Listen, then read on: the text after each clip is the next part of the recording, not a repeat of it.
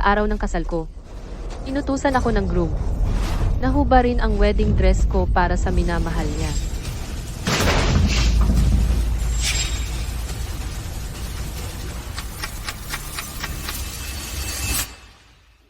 Ngayon ang kasal ko kay Hanchu. 3 beses niya akong niligawan. Nakita ko kung gaano siya kaseryoso, kaya nagdesisyon ako na kahit anong gawin niya, 3 beses ko siyang patatawarin. Ito ay in-order para sa akin ni Kuya Hankyu. Isa ka lang desperadong tagasunod. Anong karapatan mong isuot yan? Kung hindi lang dahil masisira ang imahe ng kumpanya kung makikipaghiwalay siya sa'yo, hindi niya pakakasalan ng isang babaeng walang-wala. Anong pinagsasabi mo? Tingnan mong mabuti. Ako ang nakasuot ng wedding dress. Paano niya i-order ang wedding dress para sa'yo?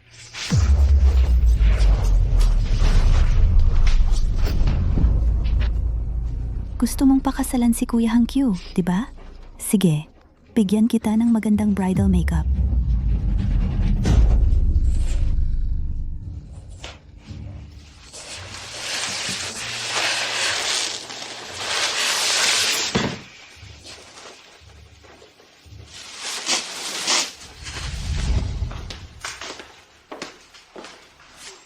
Miss Gu, sinusubukan ko lang ang wedding dress.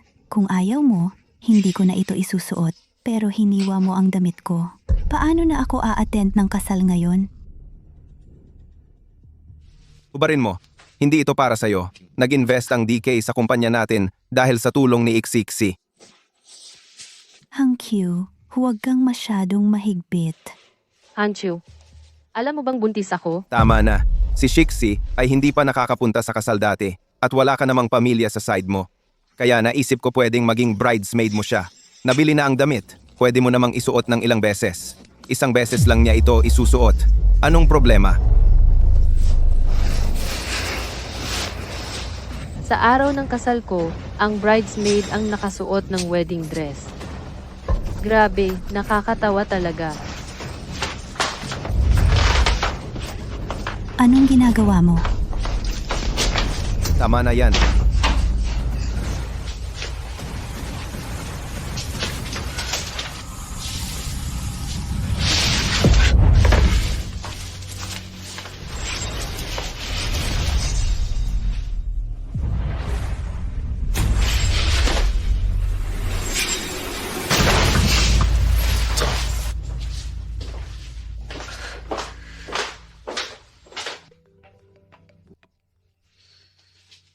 Kumusta na ang mga preparasyon, miss? Nasa wedding venue na ako. Kailan mo balak sabihin kay Jiang Hankyu na ikaw pala ang founder ng DK? Sa lahat ng mga taong ito, tinutulungan mo siya ng palihim. Kung malaman niya, matutuwa siya ng sobra. Plano kong sabihin sa kanya sa araw ng kasal.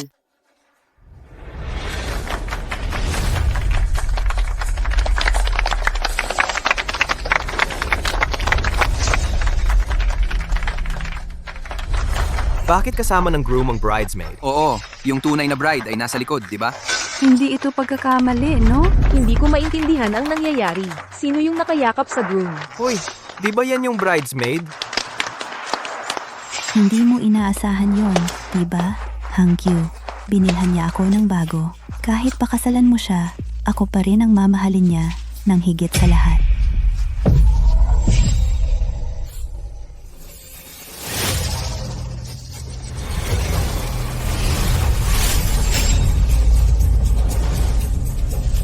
Hankyu, tulungan mo ako. Hanju,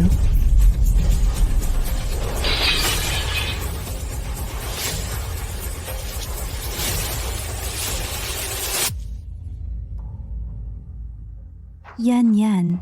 Kahit nagalit ka, hindi mo ako dapat itulak. Guyan, humingi ka ng tawad kay Shishi. Ako ang hihingi ng tawad sa kanya. Siya ang nagtulak sa akin. Jiang Hanchu. Yung tungkol sa wedding dress, pwedeng kalimutan na yun. Pero kailangan bang saktan mo pa rin ako? Ikaw ang nagpapalaki ng issue. Bata pa si Shishi at mahilig mag-ayos. CEO pa siya ng DK. Kung wala siya, hindi natin kailanman makukuha ang investment ng DK. Humingi ka ng tawad ngayon din. So sa tingin mo, dahil lahat yon sa kanya? Sa totoo lang, ako ang galing sa DK. Tama na. Ayokong makinig sa mga dahilan mo. Kung gusto mong agawin ang atensyon, itong kasal na ito, lahat na lang sa'yo. Huwag na. Hanchu, masama ang pakiramdam ko. Pwede bang ihatid mo na lang ako?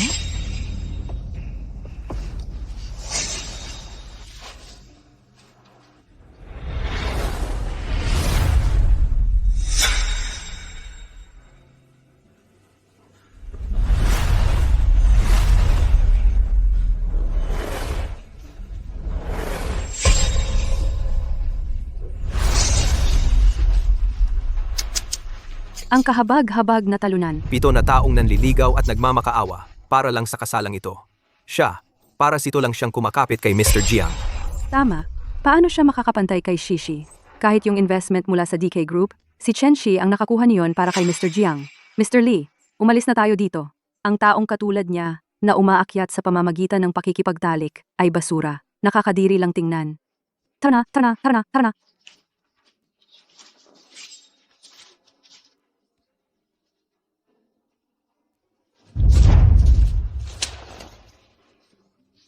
Ikaw ang nagtayo ng DK Group mula sa wala. Inialay mo ang lahat para kay Jiang Hangqiu, at pati na rin ang pagtulong ng palihim sa pagpapalista ng kanyang kumpanya. Pero ngayon, ganito na lang ang trato niya sa'yo. Yan. Tungkol sa investment sa kumpanya ni Jiang. Itutuloy pa ba natin?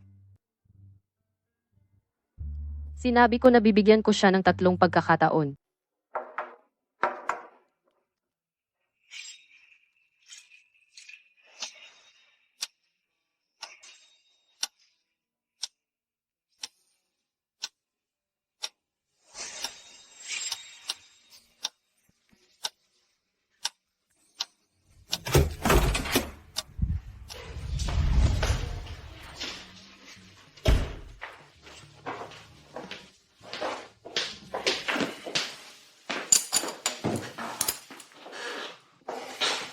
Sa araw ng kasal natin, umalis ka kasama ng mga abay.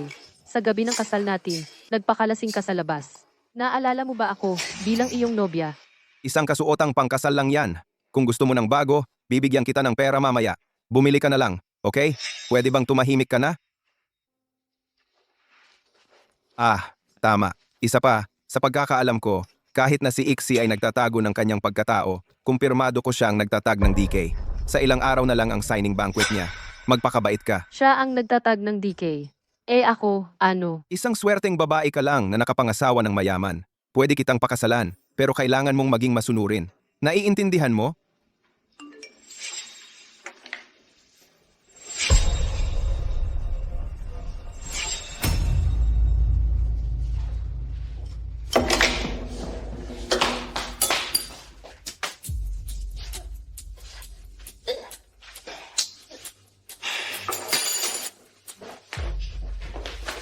Sasabihin ko sa'yo, hindi mo kailangang magpanggap na kawawa sa harap ko. Para kanino ka nagpapanggap?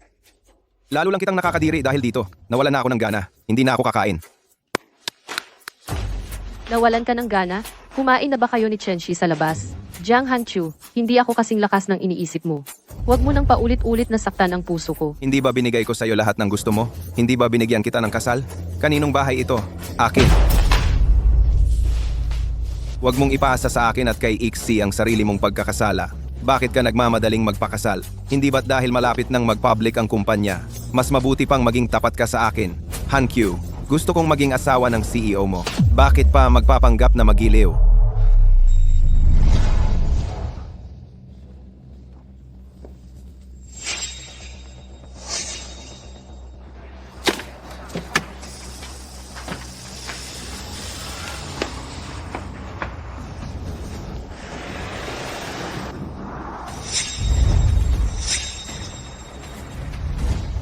Anong kalokohan ang sinasabi mo? Ikaw ang nag-iwan sa akin sa kasal. Ginugol ko ang buong gabi sa paghahanda nito para sa'yo. At sa tingin mo nagpapanggap lang ako. Tama na. Hindi na kailangang magsalita pa. Gusto mong kumain, di ba? Tara na, kakain tayo sa labas.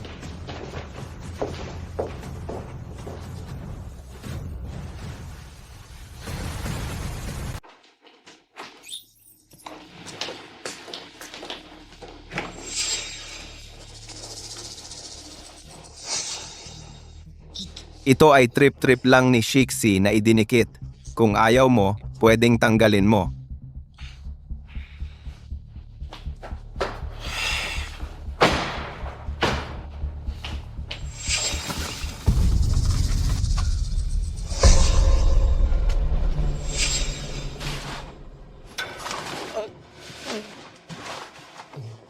Yung singsing na iwan ni Shixi kahapon. Dadalhin ko sa kanya bukas sa opisina. Yung underwear, malamang naiwan ni Shixi. Nagpapalit siya ng wedding dress. Huwag kang mag-overthink. Paano naman yung wedding rings natin? Ang bango. Tikman mo. Masarap ba?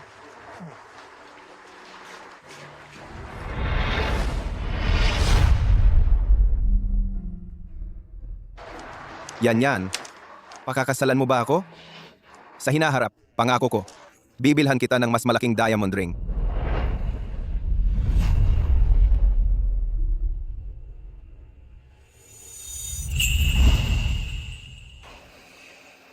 Nawala ko ng hindi sinasadya. Hindi naman importante yon. Hindi importante. Hindi ba't dahil minamaliit mo ako dahil sa singsing na binigay ko ay mumurahin? Sige, ngayon na may pera na ako, bibilhan kita ng bago, okay? Huwag kang ganyan ng ugali.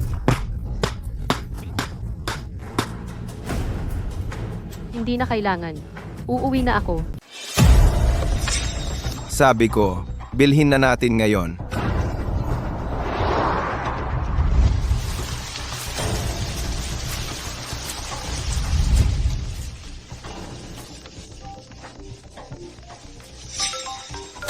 Hangkyu, kumukulog. Natatakot akong mag-isa. Pwede ka bang pumunta dito para samahan ako? Pwede rin nating pag-usapan yung investment. Yan. May gagawin ako. Malapit lang yung mall. Pwede kang pumili ng gusto mo.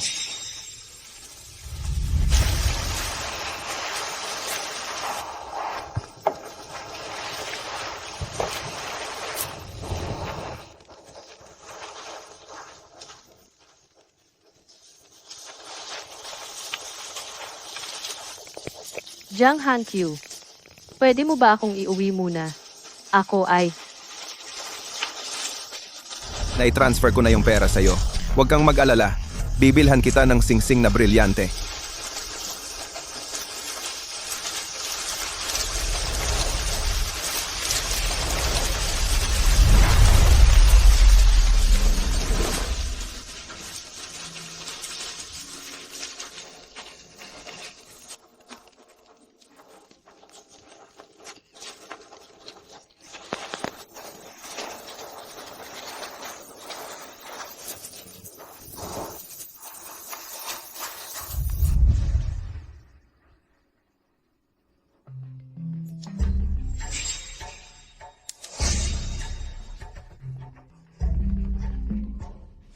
Gaya nga ng inaasahan ko, kapag kumukulog, kapag kasama ko si Hangkyu, hindi na ako natatakot.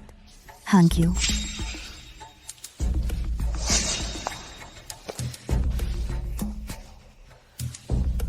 Jiang Hankyu, ito na ang huling pagkakataon.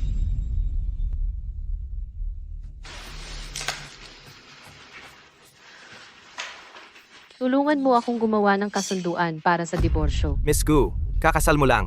Sigurado ka bang gusto mong magdiboryo? Sigurado ako. Gawin mo na ngayon.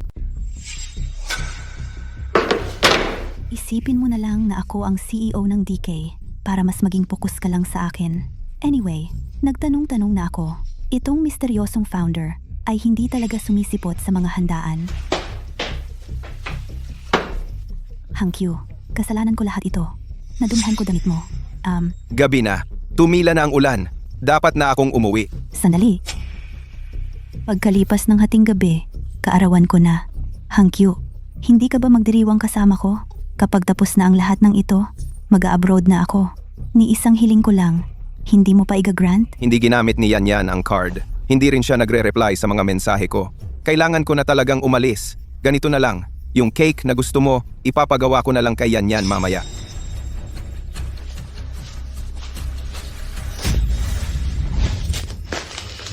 So, Yan. Galit ka ba? Bakit hindi ka bumili ng singsing? Hindi ako galit. Bakit naman ako magagalit? Benepaktora mo siya. Dapat nga samahan mo siya. Mabuti naman at hindi ka galit. May isang bagay na gusto kong pag-usapan sa'yo. So, si Ixie gustong magkaroon ng birthday party sa kumpanya. Mag-a-abroad na siya. At alam niya, na kayang-kaya mong gawin yung bunny cake na yon. Paano kung gawa tayo ng isa? Bilang birthday gift para sa kanya. Ano sa tingin mo? Like... Yan. Mahal kong asawa, nasa iyo ang kinabukasan ko. Hindi ba't ang lahat ng ito ay para lang mapasaya siya? Kapag tapos na ito, mag-honeymoon tayo, okay?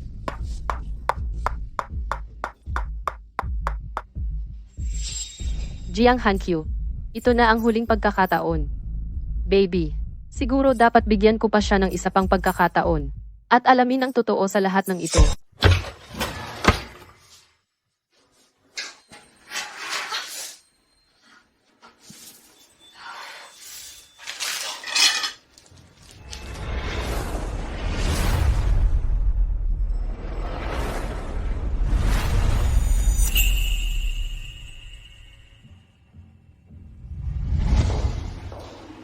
Pinakasalan ko si Guyan. Naaawa lang ako sa kanya. Wala siyang pamilya. At ang tagal na niyang kasama ko. Kung hindi ko siya pakakasalan, ano ang iisipin ng mga tao sa akin? Paano kami magkakaroon ng anak? Ang nararamdaman ko para sa kanya ay galing lang sa pakiramdam ng responsibilidad ng isang lalaki.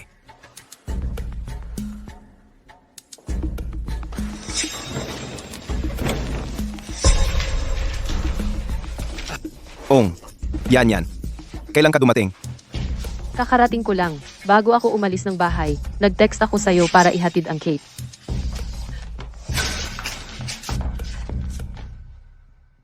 Wow, sinabi ko lang yun ng walang malay. Hanchu, pinagawa mo talaga sa kanya para sa akin, haha.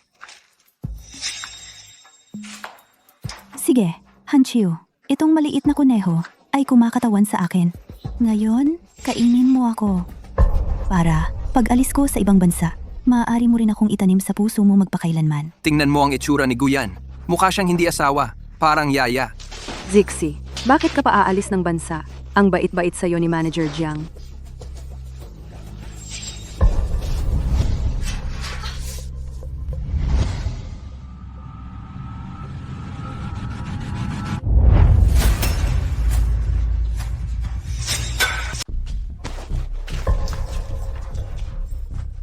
Ang sarap nito. Yan.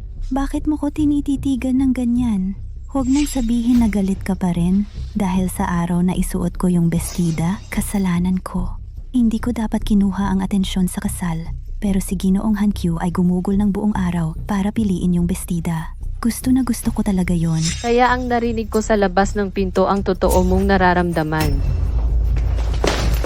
Yan. Hayaan mong magpaliwanag ako. Tama na. Ayaw kong makinig sa mga paliwanag mo. Gusto kong magdiborsyo. Ano? Diborsyo. Kung wala ako, magiging dukha ka. Wala kang pupuntahan. Hindi ko kailangan ang pag-aalala mo. Ang pinakamalaking pagkakamali sa buhay ko ay ang pagpunta sa'yo. Puta.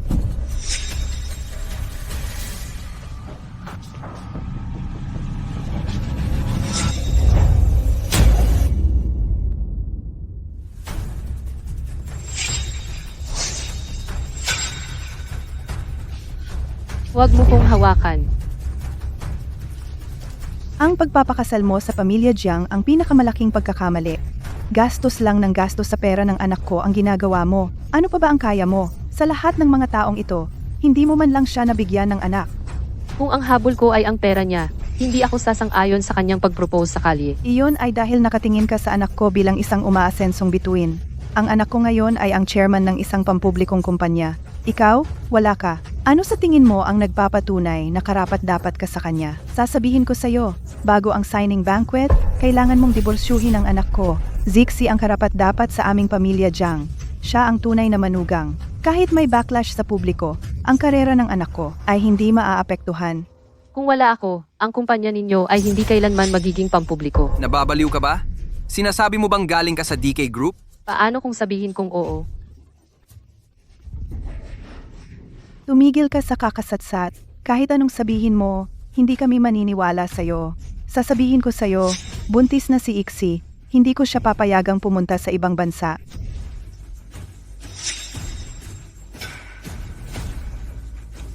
Yan. Hayaan mong magpaliwanag ako.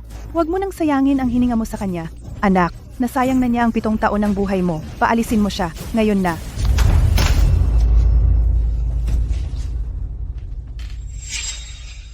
Gaya ng inaasahan ko, kapag nagkamali ang isang lalaki, minsan lang o walang katapusan.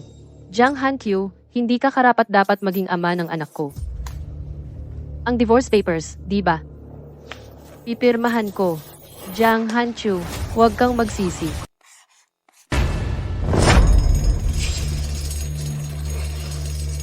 Sunog! Sunog!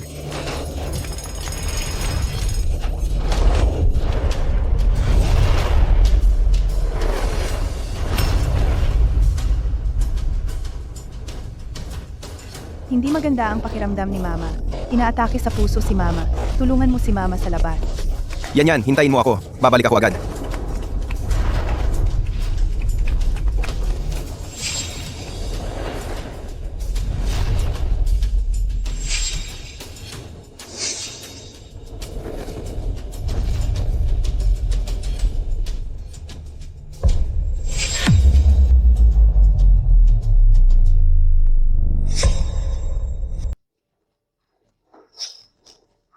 Anak, Ma, bitawan mo ako. Nandyan pa si Yan sa loob. ang puta. Kung mamatay man siya, mamatay siya. Huwag kang aalis. Lumabas siya, di ba? Puisit. Bakit hindi siya namatay sa loob? Pero hindi mahalaga yun. Mawawala rin sa kanya ang lahat. Sa akin lang magiging si Han-kyu.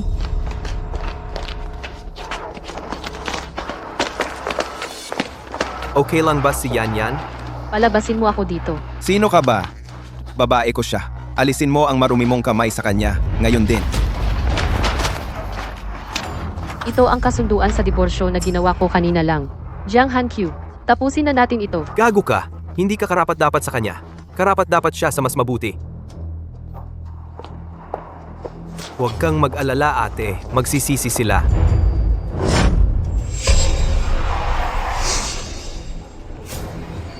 Diyos ko, hindi ba yan ang Global Limited Edition sports car? 10 lang sa buong mundo? Mukhang motorcade ng DK Group yan.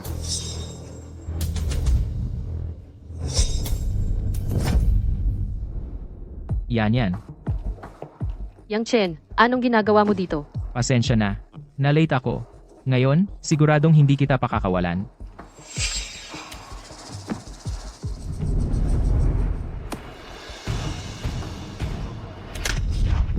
Guyan. Saan ka pupunta? Ilan na bang lalaki ang niloloko mo ako?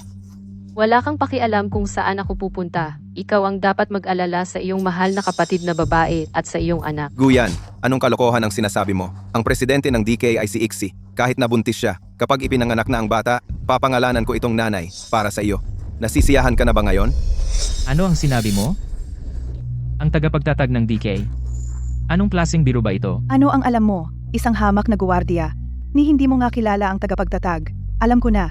Ang dukhang guyan na iyan ay hindi kilala ang sinuman mula sa DK. Anak, huwag mo nang sayangin ang iyong hininga sa kanya. Kung gusto niyang umalis, sige, pabayaran mo sa kanya ang lahat ng perang ginastos mo sa kanya sa mga nakaraang taon. Sige, Guyan. So inaamin mo, ha? Basta ibalik mo lang ang lahat ng ginastos ko sa iyo. Sa mga nakaraang taon, lahat ng binili ko, kasama ang suot mong ito. Tama. Anak, malaki ang nagastos niya sa lahat ng mga taong ito, di ba?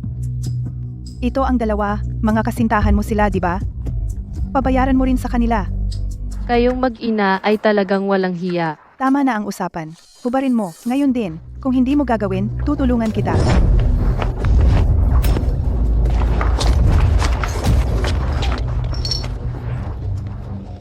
Guyan. Sino ang lalaking ito? Kakabalik mo lang sa bansa. Huwag kang gumawa ng gulo. Kaya kong hawakan ito ng mag-isa. Tara na. Wala kang pupuntahan. Dito ka lang. Mga kasama, halika tingnan ninyo. Ito ang murang babae at ang kanyang kasintahan. Sinasaktan nila ang anak ko. Sila ang nagsimula ng sunog. Hayagang nangangaliwa, ha? Ano ang tingin mo sa pag-aasawa? Talagang kasuklam-suklam yan. Dalawang lalaki ng sabay? Kaya mo ba iyon? Bakit hindi ka na lang maging pokpok? Oh, Ito ang kahabag-habag na babae. Hindi lang nanakit ng tao, nangloko pa ng pera sa anak ko. Kasalanan iyan, sabi ko sa iyo. napakasama.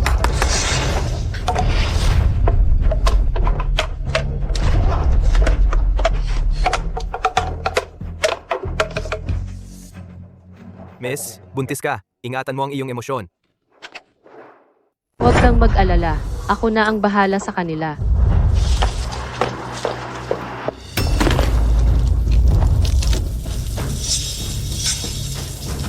Sarhan ninyo ang mga maruruming bibig ninyo, lahat kayo. Gigisingin ko kayo sa katotohanan.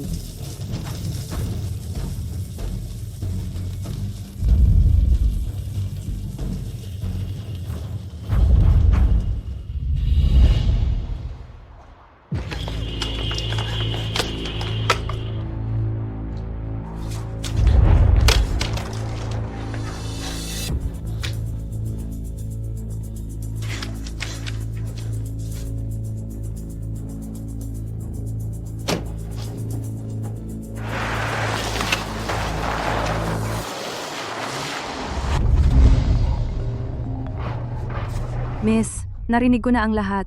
Si Jiang Hangqiu, yang hayop na yon. Ika-cancel ako ang investment ng DK ngayon din. Ang signing banquet, hindi rin nila ito maipapatuloy. Hindi. Tuloy pa rin ang banquet ayon sa plano. Ako mismo ang dadalo.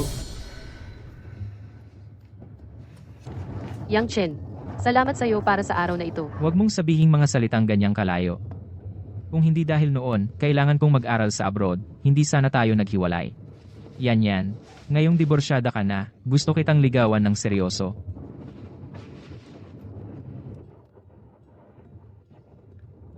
Pero kakadiborsyo ko lang.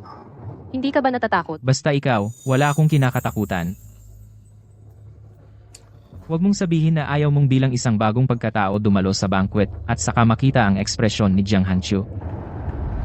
Basta ibalik mo lahat ng perang ginastos ko sa'yo at lahat ng binili ko, kasama na ang bestidang ito. Ayos. Kailangan ng bata ng isang guwapong tatay. Payag ako. Sa banquet mamayang gabi, mag-invest ang DK sa Yangs. Maghanda kang mabuti. Ang signing ceremony. Ang aking nobyo. Ito ang regalo ko sa'yo bilang wedding gift.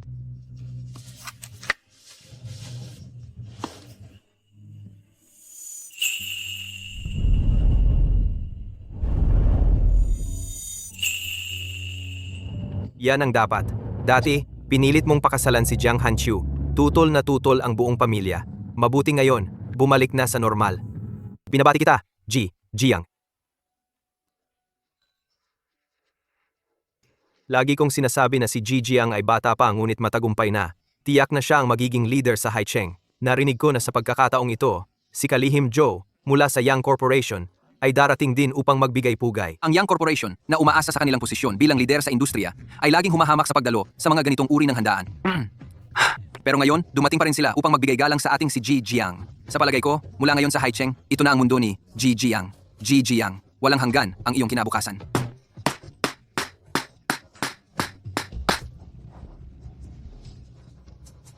Mga kasama, sa totoo lang, hindi ako ang bida ngayong araw. Ang dahilan kung bakit ako narito ngayon ay dahil lahat kay Ixixi.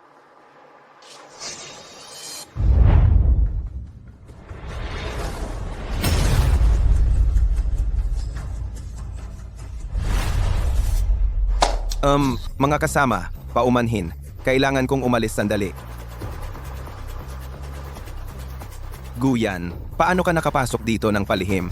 Ang isang event na tulad nito ay hindi para sa isang tulad mo. Hindi mo pwedeng sabihin iyan. Hindi ako pumasok ng palihim. Ang isang lugar na tulad nito, maaari akong pumasok kahit kailan ko gusto. Ito ay isang handaan para sa paglagda ng pamumuhunan na espesyal na inihanda ng DK Group. Lahat ng narito ay mayaman o maimpluwensya. Ikaw ay isang hamak na manggagawa lamang. Anong karapatan mo para narito? Saan mo ninakaw ang bestidang iyan? Naiintindihan ko na ngayon. Nagsisisi ka, hindi ba? Gusto mong magpakapilit at sirain ang magandang relasyon sa pagitan ni Hangqiu at Ixixi. Guyan, hindi ko alam na may ganito ka palang ugali. Kung may nararamdaman ka pa para sa akin, maaari kong isipin na gawin kang kabit. Pero ngayong araw, hindi ito ang lugar kung saan ka pwedeng gumulo. Kapag nakuha ko na ang pamumuhunan at si Ixi, magrerenta ako ng apartment para sa iyo sa kanlurang bahagi ng lungsod. Ano sa palagay mo? Jiang Hangqiu, tunay kang nakakadiri. Guyan, binigyan na kita ng pagkakataon. Kung magpapatuloy ka nito, hindi makakatulong ang pagdikit mo sa akin. Magdudulot lamang ito ng mas malaking paghamak ko sa iyo. lumabas ka na ngayon din. Ang handaan ngayong araw ay pinangasiwaan ng DK. Hindi pa nagsasalita ang host. Ano ang inuungol mo? Ikaw, Guyan, hindi ko napansin noon kung gaano ka kabastos. Hindi kasalanan ang pagiging ignorante. Pero ang paglabas para mapahiya ang sarili, doon ka nagkakamali. Ngayong araw, ang pinakamahalagang araw ko. Kapag nakuha ko na ang pamumuhunan ng DK, ang aking katayuan at posisyon ay hindi mo na maaabot. Sigurado ka bang gustong mamuhunan sa iyo ng DK? Siyempre, Sixi hindi lang tagapagtatag ng DK, mahal na mahal niya ako at hinahangaan niya ako. Kumpara noong kasama kanya, mas mabuti ngayon. Bibigyan kita ng isa pang pagkakataon. Umalis ka na rito ngayon din. Yan. Anong ginagawa mo rito? Zixi, nandito ka pala. Ang ganda-ganda mo talaga ngayon. Huwag mo nang pansinin ang baliw na babaeng ito dahil lang masyadong magaling ang aming Hankyu. Ang mga guwardiya rito ay napaka-inutil. Pinapasok lang siya ng ganoon. Tatawag ako ng tao para paalisin siya. Yan. Kahit na ang isang mahirap ay magsuot ng pekeng alahas, hindi nito maitatago ang amoy ng kahiraan. Malamang, nakipagtalik ka na naman sa kung sinong lalaki para makapasok. Uulitin ko. Dumaan ako rito ng marangal at tapat. Sige, nasaan ang imbitasyon mo? Hindi ko naaalala na inimbitahan kita. Imbitasyon. Pasensya na. Hindi ko kailangan ng imbitasyon para pumunta rito. Ako ang kasintahan ng CEO ng Young Group.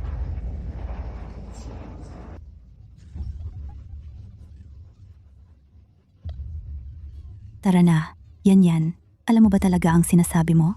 Ang presidente ng Young Corporation ang nagdala sa iyo rito?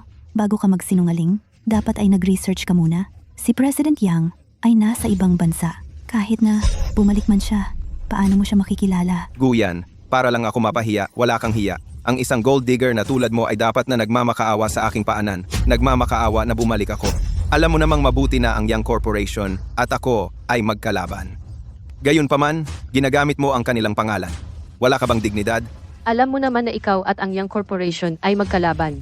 Hindi pa opisyal na namuhunan ang DK sa iyo. Hindi ko maisip kung ano ang itsura ng mukha mo kapag nakuha ng Young Corporation ang puhunan ng DK. Ang yabang mo at kumpiyansa. Sa tingin mo ba talaga ang pantasyang puhunan na bilyon-bilyon ay magkakatotoo na? Anong ibig mong sabihin? Ang puhunan ng DK para kay Hankyu ay kumpirmado ng akin. Walang magbabago. Bruha ka. Hindi mo ba naiintindihan ang sinabi ng anak ko? Nagsasalita ka pa ng kalokohan dito? She ang tagapagtatag ng DK. Ang pagkuha ng puhunan ng anak ko ay tapos na. Hindi ko talaga alam na pinahahalagahan ka ng ganito ng tagapagtatag ng DK. Sisi, sa kontratang ibinigay mo sa Jiang Corporation, ilang addendum ang naroon?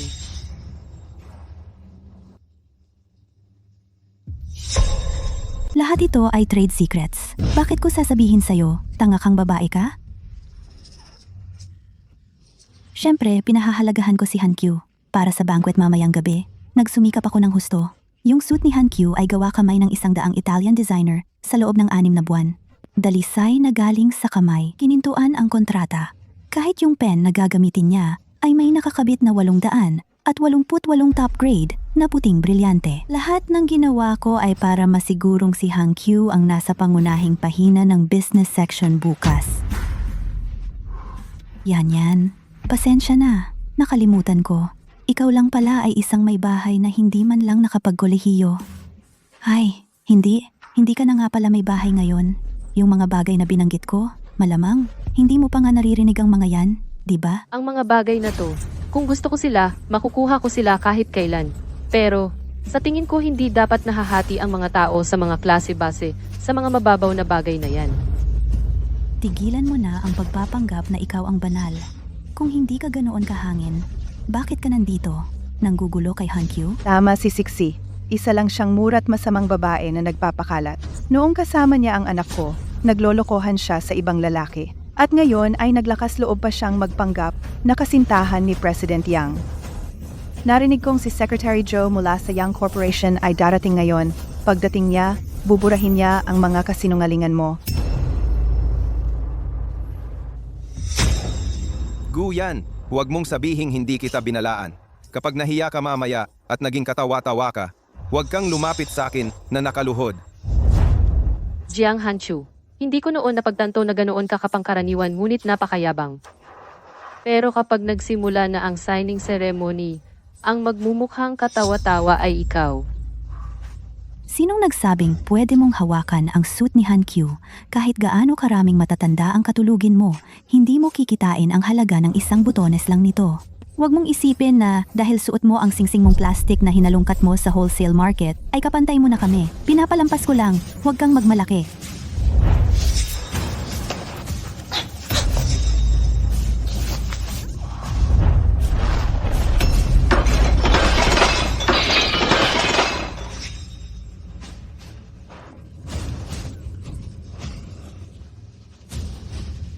Ilabas niyo ang murat masamang babaeng to dito.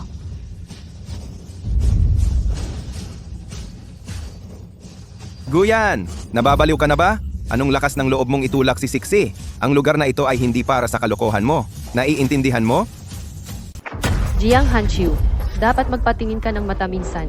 Siya ang unang kumuha ng gamit ko. Tama na, signing banquet ito hindi palengke. Isang mababang uri ng tao tulad mo ay walang karapatang narito.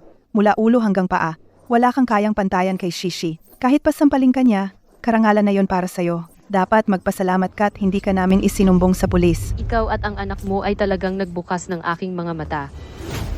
Mga taong tulad mo, na hindi makapaghiwalay ng tama sa mali, paano ka aasenso sa negosyo? Tumahimik ka, pera lang ba ang gusto mo? Akala mo ba ang pagnanakaw ng damit at pagsusuot ng peking singsing ay magpaparangal sa'yo?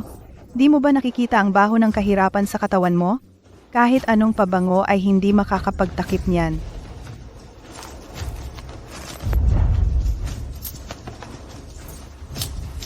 Kunin mo ang perang ito at maligo ka. Kung hindi, bawat VIP dito, naghihintay para batiin ang anak ko. Sila'y mga mahahalagang tao at hindi ka nila palalampasin. Eksakto. Ang signing ceremony ay magsisimula na. Mga basura tulad mo, umalis ka na. Lahat ng tao dito ay may katayuan. Kahit ang mga waiter ay masinsinang pinili at sinanay para maglingkod kay Ji Jiang. Ano naman kung ikaw at si Ji Jiang ay talagang magkasama noon? Ano ang importansya noon? Anong matagumpay na lalaki ang walang kaunting kalokohan sa kanyang likuran? Tanging isang pambihirang babae tulad ni Binibining Shishi ang karapat-dapat kay Ji Jiang at makakasama niya. Ikaw, tigilan mo na ang pagpapahiya sa sarili mo. Ang pinakamahalagang yaman ng tao ay ang pagkilala sa sarili. Walang kwenta ang pagiging malandi. Sentimental si Hanchu at iniingatan ang mukha mo. Kung hindi mo sinabing magpapakamatay ka, bakit pa niya pipiliing pakasalan ka? O baka naman dahil ang baho-baho mo, hindi sapat ang perang ito.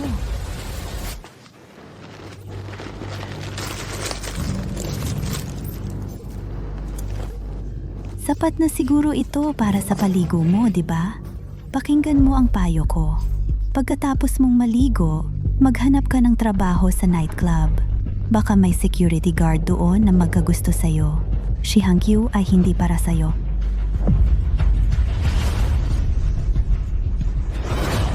Kayo na mga tinatawag na mga elite sa industriya, ang pananaw at pag-iisip nyo ay talagang nakakadismaya. Kakaanunsyo lang ni DK na mamumuhunan siya kay Jiang Hankyu at hindi na kayo naghintay para sumipsip sa kanya. Kaya pala ang kumpanya ni Yang Chen na matagal nang nag-ooperate sa ibang bansa ay siya pa ring nangunguna sa industriya. Kayong mga tao ay walang kompetisyon, mga tanga kayong lahat. Saan galing tong baliw na to? Palabasin nyo yan. Ano bang alam mo? Nagsasalita ka lang ng kung ano dito. Ano ba ang sinasabi mo? Si Hanchu ay isang business genius. Namumuhunan ako sa kanya dahil magaling siya.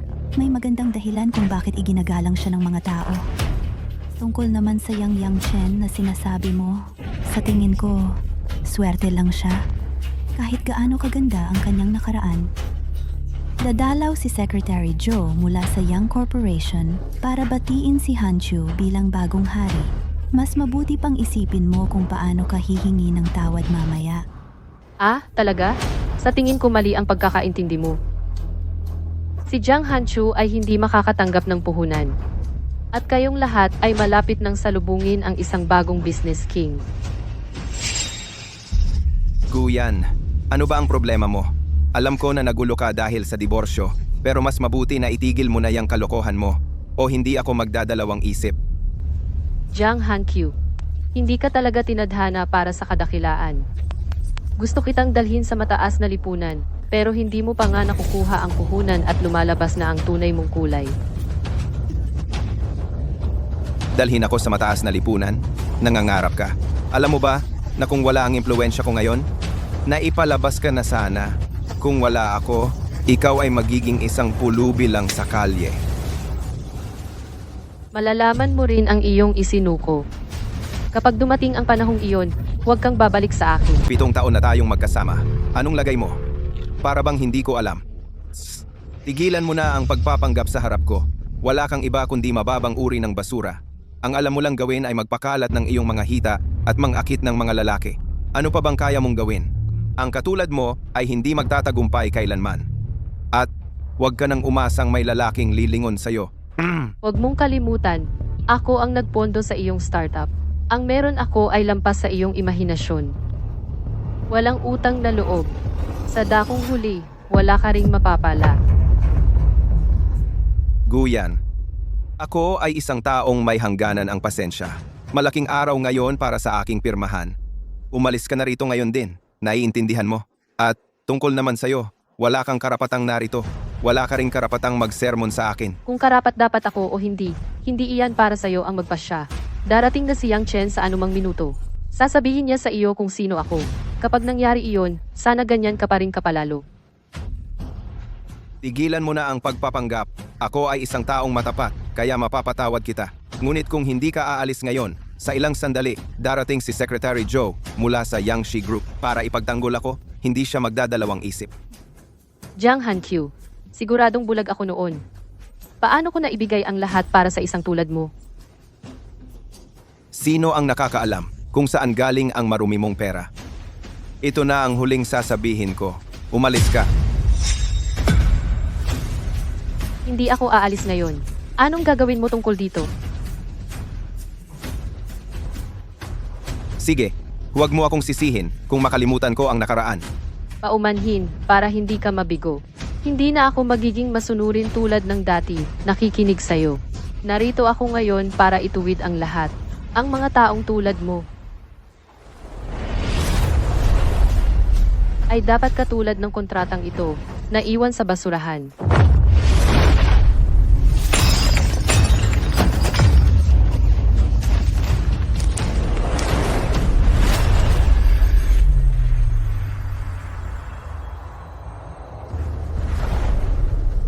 Guyan, nababaliw ka ba? Putang ina mo! Ang lakas ng loob mong sirain ang seremonya ng pirmahan ng anak ko. Security, itapon ninyo siya para sa akin. Anong ginagawa ninyong nakatayo lang diyan? Bilisan ninyo at gawin. Kubarin ninyo siya at itapon. Idil. Tingnan natin kung sino ang may lakas ng loob.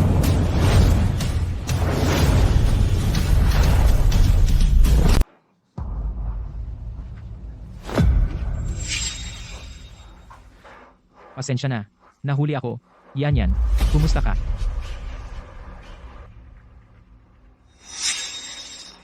Galing ako sa Yang Group, CEO Yang Chen. Kanina, sino ang gustong magpalayas sa aking nobya?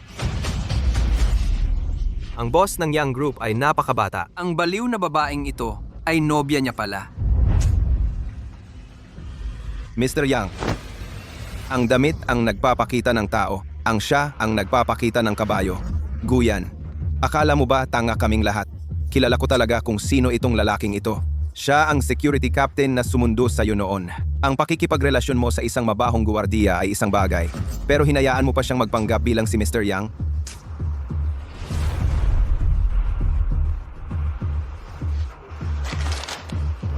Kaya ang perang binigay sa'yo ni Hankyu ay ginastos mo para umupa ng artista. Kung siya ang CEO ng Yang Group, edi ako naman ang reyna. Hindi ka nila kilala. Kasalanan ko yan dahil masyado akong low-key. Hindi kasi ipinahayag ni Secretary Joe ang pagkakakilanlan ko. Siya ang dapat sisihin. Muntik na kaming maloko mo. Peke, ang lakas ng loob mong sisihin si Secretary Joe? Subordinate ko si Secretary Joe. Siyempre pwede ko siyang sisihin.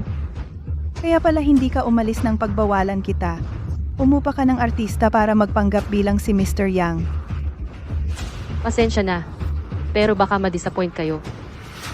Siya ang tunay at lehitimong CEO ng Yang Group. nasa bingit ng kamatayan at matigas pa rin ang ulo. Pwede ka pang humingi ng tawad ngayon. Ano bang mali ang ginawa ko? Guyan, huwag kang walang utang na loob. Sige, kung kayong dalawa ay lumuhod at yumuko at humingi ng tawad sa akin, ako ay baka isipin kong ipagmakaawa kayo. Jiang Hankyu. Dati kang delivery guy. Bakit nang kumita ka lang ng konti ay minamaliit mo na ang ordinaryong tao? Ang tulad mo, isang hambog na gago, syempre hindi mo alam kung sino ako. Baka ang katayuan ko ay mas mataas pa kaysa sa lahat ng narito.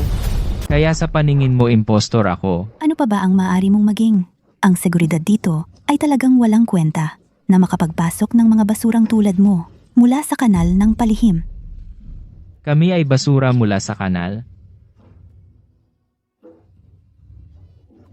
Mga kagalang-galang na panauhin, pakiusap huwag ninyong pansinin ito. Ito ay dahil lang sa ang aking anak ay napakagaling, kaya itong walang hiya na gold digger ay kumapit sa kanya, nagdulot ng ganoong eksena. Ako ay humihingi ng paumanhin.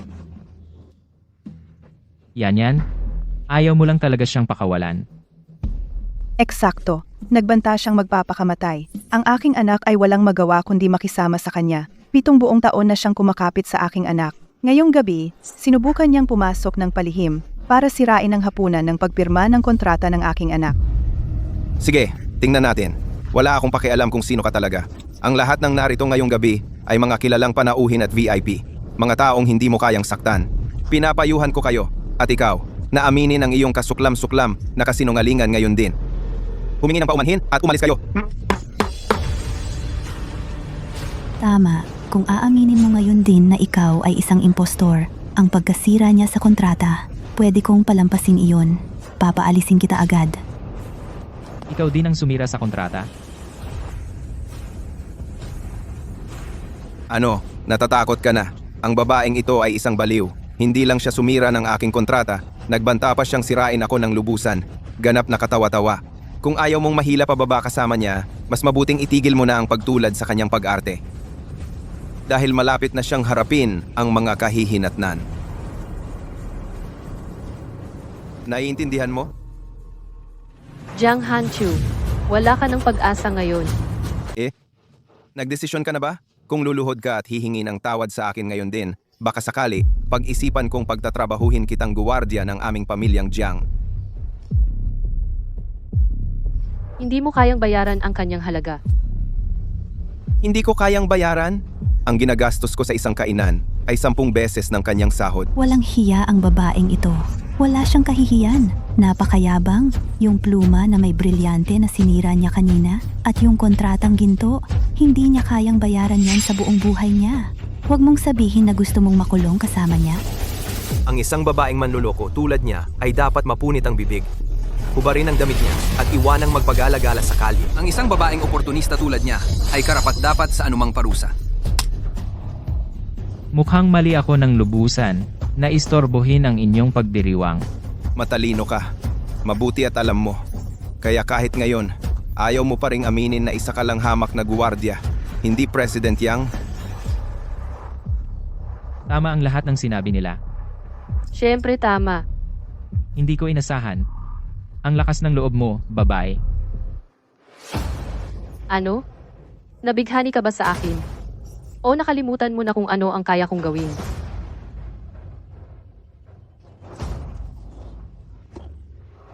Guyan, wala ka bang hiya?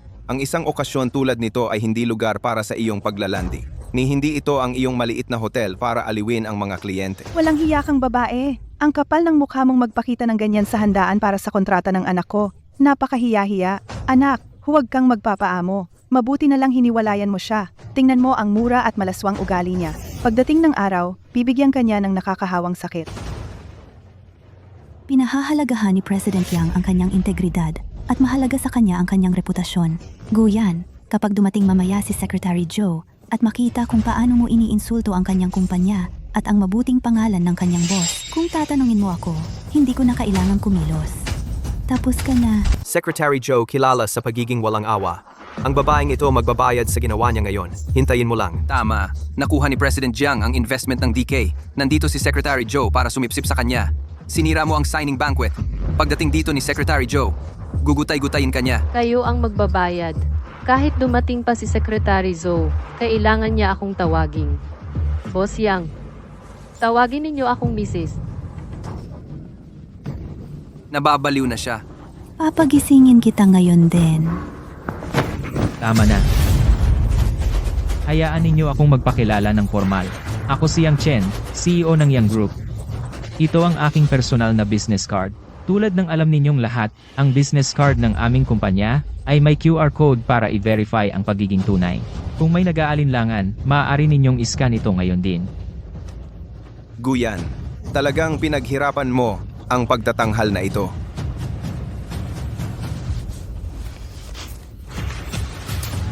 Sabi ko sa'yo, nasa abroad ngayon si Boss Yang. Huwag kang magpanggap.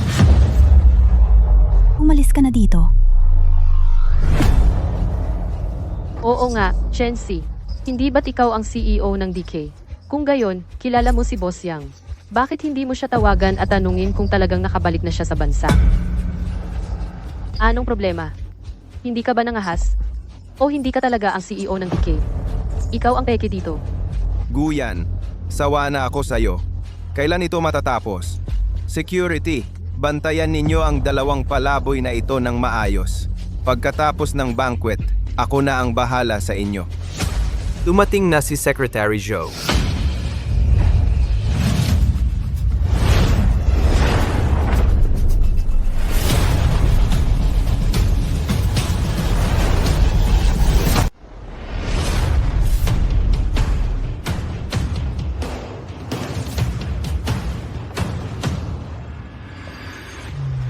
Anong ginagawa mo? Secretary Joe, ang tagal na nating hindi nagkita. Itong tusong guard na ito nakapasok ng palihim sa aking handaan at nagkunwaring siya ang presidente ng Yang Corporation. At itong babaeng ito nagkukunwaring asawa ni President Yang. Hindi lang nila ginulo ang aking seremonya ng pagpirma, sinira pa nila ang aking kontrata.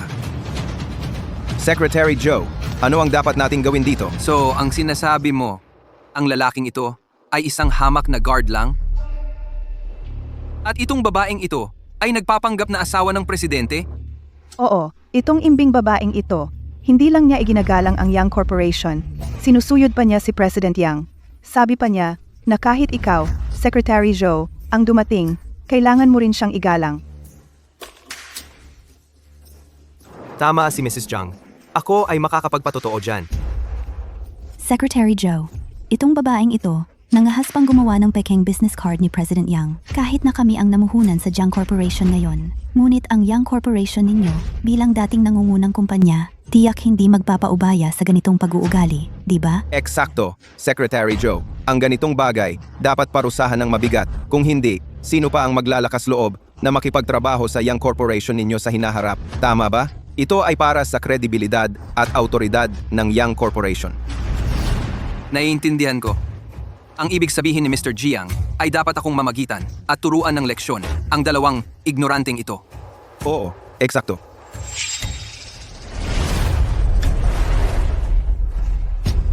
Alam ko ang susunod na dapat gawin. Ipinagkatiwala sa akin ni Mr. Jiang ang bagay na ito. Si,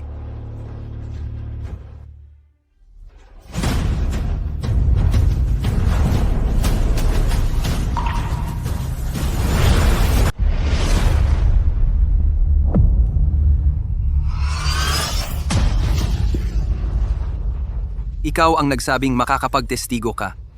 Sekretaryo Joe, mali ang napuntahan mo. Ang tinutukoy ko ay itong hamak na guwardiya at itong puta. Anak, Nasisiyahan ka na ba, Ginoong Jiang? Secretary Joe, nababaliw ka ba? Hindi mo pwedeng bugbugin si Hang Q dahil lang hindi kami nag-invest sa'yo.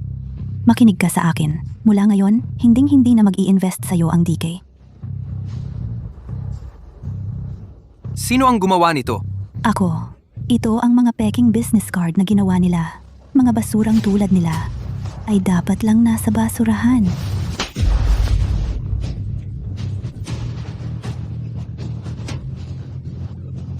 Sekretaryo Joe, mali ka siguro. Seryoso ka bang kakampi ka sa babaeng ito mula sa bar at sa guwardiyang ito? Laban sa aming lahat? O baka naman ikaw at ang babaeng ito ay nagtutulugan? Ngayon, ikaw ay isang veterano sa industriya natin.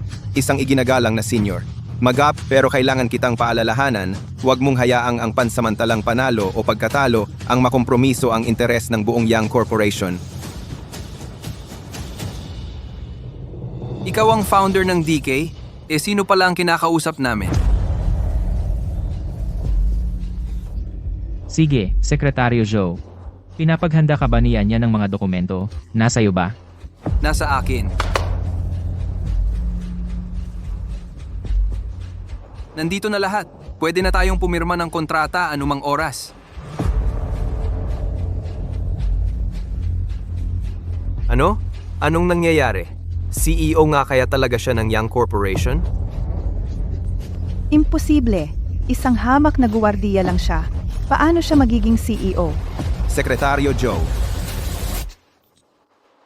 Mali ito. CEO Yang, i-clear na ba namin ang kwarto para sa inyo at sa asawa mo?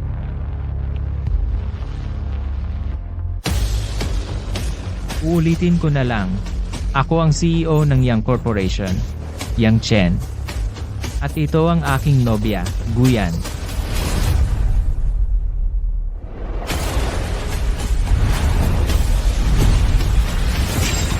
Ano? Siya pala talaga. Ang CEO ng Yang Corporation? Si Guyan. Paano siya naging fiancé ng CEO? Hindi. Hindi ito pwedeng mangyari. Eksakto. Itong si Guyan. Ang kapal ng mukha niya, hindi nga siya karapat-dapat sa anak ko. Paano siya nagustuhan ng pamilya Yang? Ang pamilya Yang, henerasyon ng nasa negosyo at politika.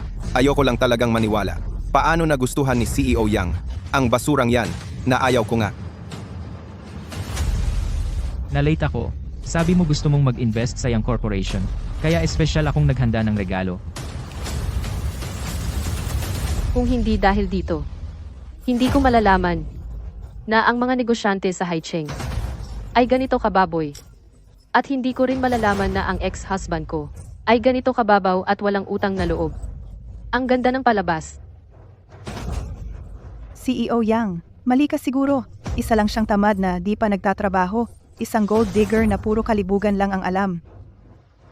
Paano ka makikipag-engage sa ganyang klaseng babae? CEO Yang, baka hindi mo alam, noong kami pa, nagtataksil na siya sa akin. Ikaw, huwag kang magpaloko sa kanyang labas na anyo. Ah, ikaw pala si Jiang Hanqiu, ang CEO ng Jiang Corporation. Opo, boss. Ang Jiang Corporation ay isang umuusbong na kumpanya sa Haicheng. Bagong sikat lang, kahit na malayo sa level ng Jiang Corporation natin. Pero, balak sanang makipag-cooperate sa kanila ng DK. Kung magkakaroon sila ng cooperation agreement, magiging pinakamalaking kalaban nila ang Yang Corporation. CEO Yang, pareho tayong pinakamainit na young talents sa Haicheng. Kapag nakuha ko na ang investment ng DK, pwede tayong mag-expand ng business empire ng magkasama. Gagarantiya ko sa aking pagkatao na ang isang walang hiya na babaeng tulad niya, kahit kasama mo siya, tatawanan ka lang ng lahat. Ganoon ba? Sa tingin ko hindi. Sa halip, dapat kitang pasalamatan sa iyong kawalang puso. Kung hindi mo hiniwalayan si Guyan, hindi ako magkakaroon ng pagkakataong makasama siya. Ikaw, hindi ko inaasahan, CEO Yang. Okay lang na ikaw ang loser ko. Pero pati ba naman yung sawa na akong katabi? Kukunin mo pa. Ito ba ang natutunan mo sa abroad? Huwag naman sana basurero. Tama ka. Kasama sa trabaho ko ang humawak ng basura. Lalo na ang basurang tulad mo. Sige. Ngayon ko lang nakita. Ikaw lang ay bitter ka dahil hindi mo nakuha ang investment. Kaya pinadala mo siya rito para guluhin ako. Hintayin mo lang. Kapag nakuha ko na ang investment mula sa DK, dahan-dahan kong lulunukin ng Jiang Group ang kumpanya mo. Sa panahong iyon, maiintindihan mo na hindi mo dapat pinagkatiwalaan itong kahamak at walang kwentang babae. Hamak ako. Walang kwenta ako. Ngayon ko lang talaga naintindihan. Ganyan pala talaga ang tingin mo sa akin. Alam mo ba, na kung wala ako, hindi ka aabot sa kinaroroonan mo ngayon. Akala mo ba ang tagumpay ng Jiang Group ay dahil lahat sa iyo? Guyan, sa nakalipas na 7 taon, iyon ay pawang wishful thinking mo lang. Kung hindi mo nakita ang pag-angat ng karera ko ngayon, nandito ka pa, kaya sa tabi ko.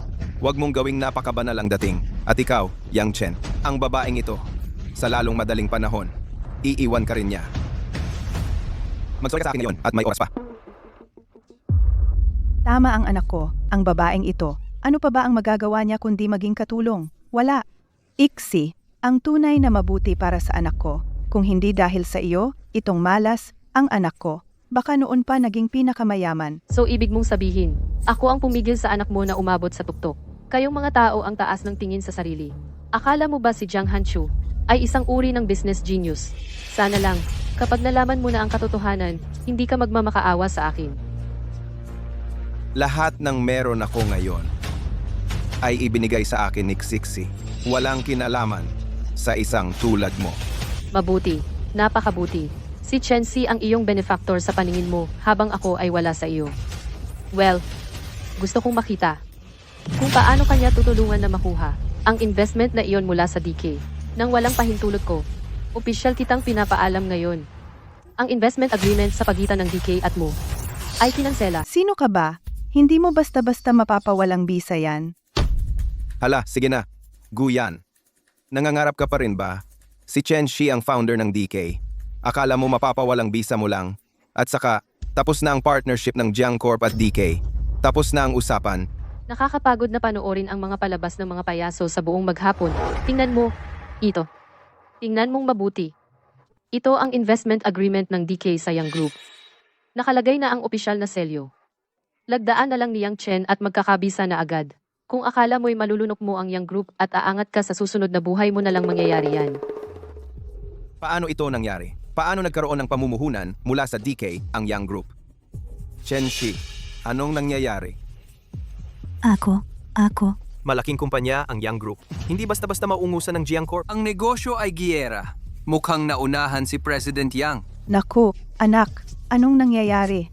Ang 500 milyong pamumuhunan ay nawala na lang.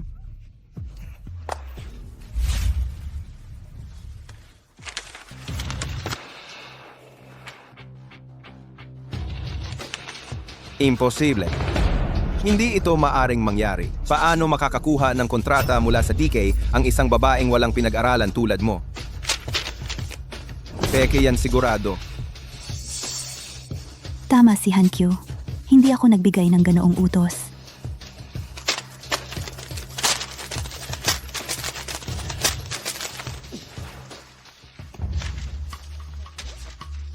Gu yan, babaeng manloloko ka. Wala kang hiya.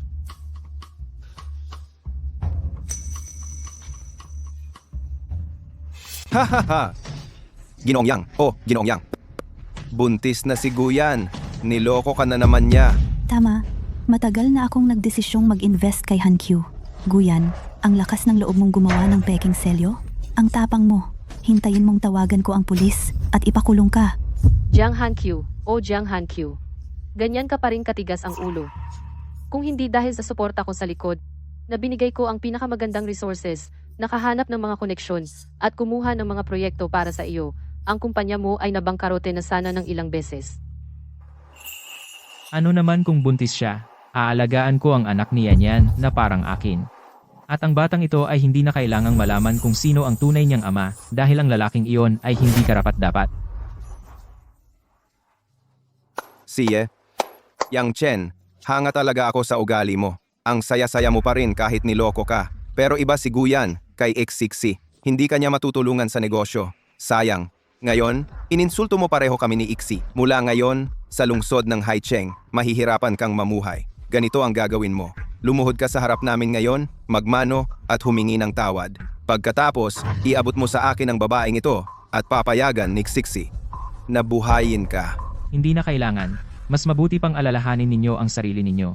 Maniwala kayo o hindi, isang salita lang ng nobya ko ay kayang baguhin ang kapalaran ninyo. Jiang Hankyu, walang kwenta ang pagpunit sa kontrata. Hayaan mong sabihin ko sa iyo, hindi na mag-invest ang DK sa Jiang Group.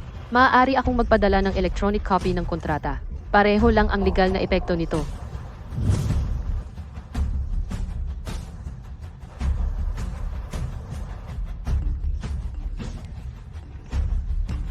Mukhang totoo ang statement na ito. Ano ang koneksyon ng babaeng ito sa DK? Ano ba talaga ang relasyon nila? Sabi ko na sa inyo, ang kapangyarihan ng nobya ko. ay lampas sa inyong imahinasyon. Paano magkakaroon ng koneksyon sa DK ang isang hamak na babaeng tulad niya?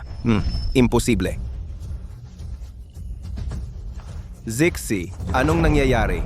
Ito, siguro may pinahire siyang tao para i-hack ang network ng hotel. Huwag kayong magpaloko sa kanya. Security, palayasin ninyo ang mga gulo ito dito. Ang kapal ng mukha mo. Gusto kong makita kung sino ang magkakagulo sa signing banquet ng DK.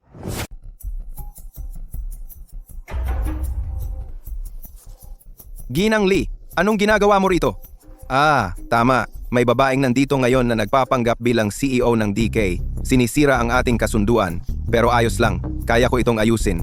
Wala siyang respeto kay Iksiksi. Tama na. Hindi ba yan ang kabit? Ginang Lee, mukhang handa ka ngayon. Pero hindi yun mahalaga. Kaya ko itong ayusin. Ang ating signing ceremony ngayon ay tuloy pa rin.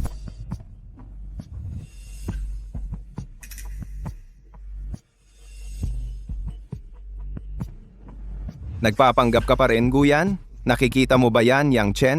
Yan ang kabit. Baka ang anak sa kanyang sinapupunan ay sa lalaking to. Jiang Hanchu, sana hindi ka magsisi. Matapang ka pa rin kahit gipit ka na. Huwag mong sabihing hindi kita binigyan ng pagkakataon. Anak, Sinabi kong tumahimik ka. Bingi ka ba? Ate, malakas ang mga tao mo. Kuya, anong ginagawa mo rito? Si Li Wei, head ng Asia Pacific Region ng DK Group. Nakikiusap kami sa chairman na maupo na. Ang signing ceremony para sa pamumuhunan sa Young Corporation ay ganap ng handa at maaari nang magsimula. Nakikiusap kami sa chairman na maupo na. Binabati kita sa pamumuhunan ng DK at sa magandang okasyon para sa Young Corporation. Hindi ito maaaring mangyari. ikaw na sa lamangkero ang chairman ng DK? Hindi ito maaaring mangyari. Kaya ikaw nga pala ang chairman ng DK Group, ang nakapasok sa top 10 rich list sa pamamagitan ng pagnegosyo ng mag-isa nang hindi umaasa sa pamilya. Ang misteryosong negosyante. Tama ba? Tama. Ako ang nagtatag ng DK. Jiang Hangqiu. Hindi ka pa rin naniniwala sa akin. Bakit hindi mo sinabi sa akin noon pa? Kung sinabi mo sa akin noon pa, hindi tayo magiging ganito ngayon. Jiang Hangqiu, binigyan kita ng pagkakataon. 3 beses. At wala kang tinanggap kahit isa. Kaya ngayon, nagsisisi ka na. Yan. Ako. Ang labo naman. 7 buong taon tayong magkasama. Hindi ka naniwala sa akin. Gusto mong umangat ka agad, pero handa kang iwanan ang tumulong sa'yo para umabot diyan. Jiang Hangqiu, ikaw ang walang kwenta. Yan. Hindi ganoon. Pakinggan mo ako. Kasi, oo nga, kasalanan lahat ito ni Chen Shi. Ginayuma niya ako at binihag niya ang isip ko. Gago ka, ang kapal ng mukha mong magpanggap bilang si Yan, ha? Tama na. Huwag nang mag-aksaya ng salita sa kanila. Ate, bilisan mo at pirmahan ang kontrata kasama ang asawa mo. Dadalhin kita para makita ang bagong bahay. Hoy, yan. Huwag kang ganyan. Hindi dapat magtampuhan ng matagal ang mag-asawa. Ngayong naayos na ang hindi pagkakaunawaan, magbati na kayo, okay? Hindi pagkakaunawaan? Hindi mo ba ako tinawag na puta? Hindi mo ba sinabing marumi ang perang kinita ko? Hindi mo ba sinabi na hindi ako karapat-dapat kay Jiang Hanchu? Ano, ngayong alam mo na kung sino talaga ako, nagsisisi ka na? Hayaan mong sabihin ko sa'yo. Huli na ang lahat. Yan. Kasalanan ko lahat. Yan. Kumalma ka, pakiusap. Pero yan, hindi mo pwedeng idamay si Hangqiu dito. Patawarin mo si Hangqiu, okay? Mula nang magsinungaling siya sa akin, tapos na tayo. Ang mga ari-arian ng pamilya Jiang ay agad na ililiquidate. Malapit nang ideklara ang pagkalugi. Bumalik kayo sa pinanggalingan ninyo. Iyon ang pinakamagandang wakas para sa inyo.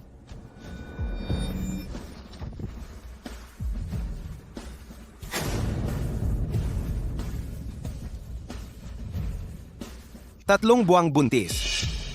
Yan. Anak ko ito, di ba? Yan. 7 buong taon tayong magkasama. 7 taon. Bigyan mo ako ng isa pang pagkakataon, pakiusap. Hindi mo pwedeng gawin ito sa akin. Ayaw mo bang bigyan ng tahanan ng anak natin? Umalis ka. Hindi mo ba siya tinawag na anak ng puta? At katawa-tawa kang nagkamalang nobyo ko ang kapatid ko. Oo, kailangan nga ng bata ng kumpletong tahanan. Pero hindi niya kailangan ng isang hamak na ama. Hindi mo na siya muling makikita. Tapos na. Tapos na ang lahat. At ikaw, Chensi. Medyo curious ako, bilang tagapagtatag ng DK, paano mo ba talaga ako napaligaw? Yan. Hindi. Mali ako, Jigo. Hindi ko dapat ginaya ang pagkatao mo. Patawarin mo ako. Bigyan mo ako ng pagkakataon. Kung hindi ako ang founder ng DK ngayon, bibigyan mo ba ako ng pagkakataon? Imposible. Hindi ito totoo. Bitawan mo ako. Bitawan. Guyan, kahit CEO ka, ikaw pa rin ay isang puta lang na itinapon ni Kuya Hankyu. Yang Chen, simula ngayon, gusto mo bang sumama sa akin para magtayo ng bagong imperyo ng negosyo?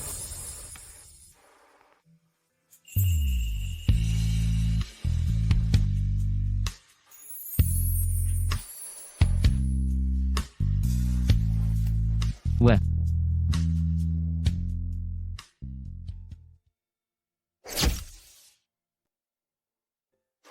Mula ngayon, ako na ang opisyal mong boss. Kung maglakas loob kang hindi ako pasayahin, hindi ako mag-aatubiling putulin ang ating kasunduan. gagalingan ko para ikaw ay masiyahan. Anak. Anak, tumigil ka na sa paghampas sa kanya. Tumigil ka, kasalanan ng nanay mo. Kasalanan ng nanay mo. Mali ako. Ako ang sumira sa sarili kong buhay. Hindi, anak. Nagkamali ang nanay mo. Paano kung lumuhod tayong muli kay Yanyan, okay? Tumigil ka na sa paghampas, anak.